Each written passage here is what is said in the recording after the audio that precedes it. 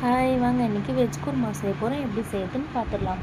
ஒரு குக்கரில் 2 table spoon oil, biryani spices, வெங்காயம் மீடியம் சைஸ் 2 எடுத்துருந்தாங்க, அதையும் கட் பண்ணி சேர்த்துக்கிறேங்க. வெங்காயம் வதங்கிறதுக்காக கல்லுப்பு சேர்த்துக்கிறேங்க. கல்லுப்பு சேர்த்து நல்லா வதக்கிக்கோங்க. நல்லா வதங்கிடுச்சு. இப்போ தக்காளி சேர்த்துக்கலாம். தக்காளி சேர்த்து நல்லா வதக்கிக்கோங்க. கருவேப்பிலை கொஞ்சம் ஆட் பண்ணிக்கோங்க. கருவேப்பிலை ஆட் பண்ணி 1 ஸ்பூன் இஞ்சி பூண்டு விழுது சேர்த்துக்கோங்க.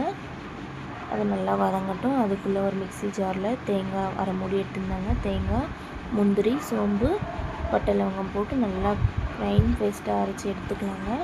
எடுத்துகிட்டு எங்கிட்ட இருந்த காய்கறி கேரட், பீன்ஸ், உருளைக்கிழங்கு, பட்டாணிங்க எடுத்து அதையும் குக்கரில் சேர்த்துக்கிறேங்க.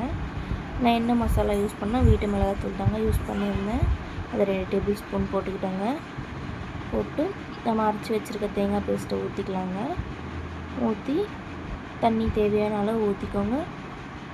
ஊற்றி மிக்ஸ் பண்ணி விட்டுக்கோங்க. உப்பு காரெல்லாம் பார்த்துட்டு ஒரு கொதி வந்தது குக்கர் மூடிக்கோங்க. 2-3 விசில் விட்டு எடுத்துக்கோங்க. அவ்வளோதாங்க, சூப்பரான வெஜ் குருமா ரெடி ஆகிடுச்சிங்க. நிறைய பேர் சேனல் சப்ஸ்கிரைப் பண்ணாமல் லைக் பண்ணாமல் பார்த்துட்ருக்கீங்க. அதையும் கொஞ்சம் மறக்காமல் பண்ணிவிடுங்க. கொத்தமல்லி, புதினா சேவ் பண்ணி இறக்கிக்கோங்க. பாய்.